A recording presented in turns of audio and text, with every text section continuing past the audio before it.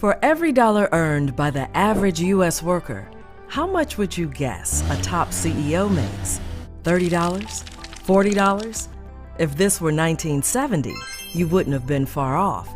It was $45. But since that time, the wage gap has exploded. Today, a top CEO takes home $800 for every dollar earned by the average worker. The result? Massive wealth inequality. Just 5 men control half of all the wealth in the world. This cripples our economy, eliminates the middle class, and grows poverty. So how did we end up with such a huge wage gap? One of the reasons was the rising popularity of paying corporate executives with stock instead of a fixed salary and bonuses like other workers. Before the 1980s, most CEOs were paid a salary and got bonuses based on the success of their company. Makes sense, right? But then there was a major shift.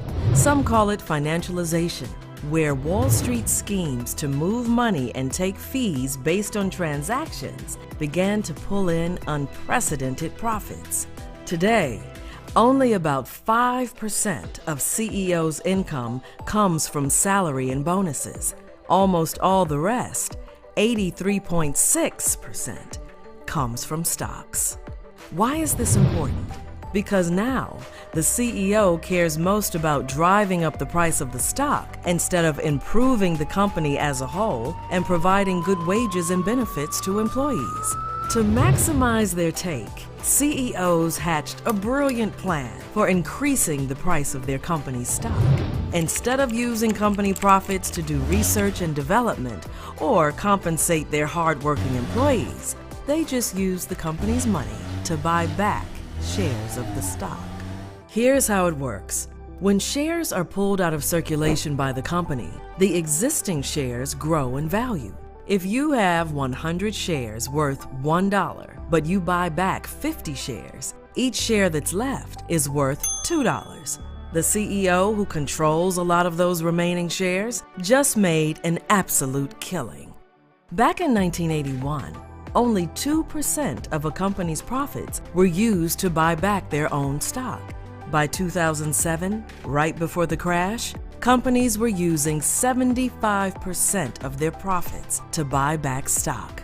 This is money that could have been used to expand their business, invest in new technology, or pay their workers a higher wage. Instead, CEOs partnered with investors to drive up the price of the stock, sell off their shares for easy profits, and make out like bandits. And when companies don't have profit to reinvest, they're forced to downsize through layoffs, reduce costs by outsourcing production, and cut wages and benefits for workers. Can't find a decent paying job anymore? This is why.